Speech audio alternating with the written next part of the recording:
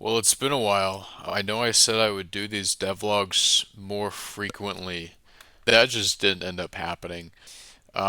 So let's go over some stuff I changed. So I've changed the chunk rendering pretty drastically. Before, what I did, I was rendering cardinal chunks I was rendering, and then the quadrant chunks I was rendering. And I was rendering those sets separately. Now what I'm doing is rendering them in a radial manner. So I'm checking each radial layer and rendering what's needed.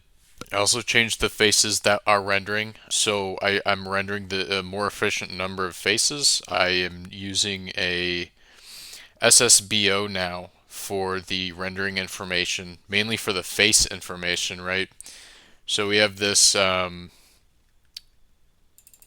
block instance, this block face instance that we upload to the GPU. We have a vector 3 for the position, a face direction, a texture layer, and we have three more padded variables that we can just use if we need them for other things, which we may add other things. I'm not actually sure if we're going to have like any metadata of any sorts in the blocks or the faces, but we have it if we need it.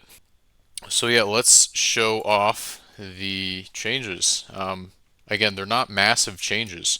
That's not supposed to happen, but I guess it is. So if I go below the surface, it's going to show you kind of what the faces, right? So I don't have any extra X faces or Z faces. I have some on the outside of the chunk. You can see there's some Z fighting. I think that's the proper terminology, Z fighting in the chunk borders. You can see that pretty apparently. There's also some, I guess I have the very outer borders of the chunk rendering, but I'm not too worried about that. It's kind of inconsistent really when I go underground. You can see I have 1300 chunks in memory, and you can see since my render distance is 4, it's rendering 729 chunks around me. That's a radius of 4 chunks plus the player chunk that I'm in. That's 9 cubed, 729. That's where that comes from.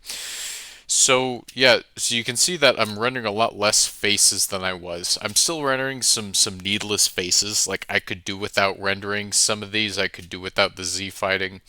Um, but I'm rendering a lot less faces than I was previously, which is pretty good. You can see that memory is, I think, not optimal. I think memory was better before, but I think I may need to do a little bit of work on that still. I know I had the goal of lighting. Emissive blocks, I know, was a goal that I was working towards.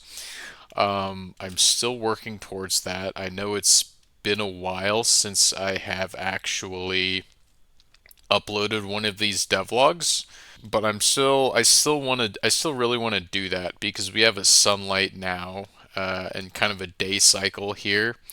I think it would be really cool to have that at least as kind of we've been working on some of the more foundational features like lighting and chunk rendering and chunk loading, caching, but I think it would be really cool to have at least one little flashy aesthetic feature, and I think emissive blocks would be a fun one to do if I can do it. It does require a bit of work to do, especially for colored light like I want to do.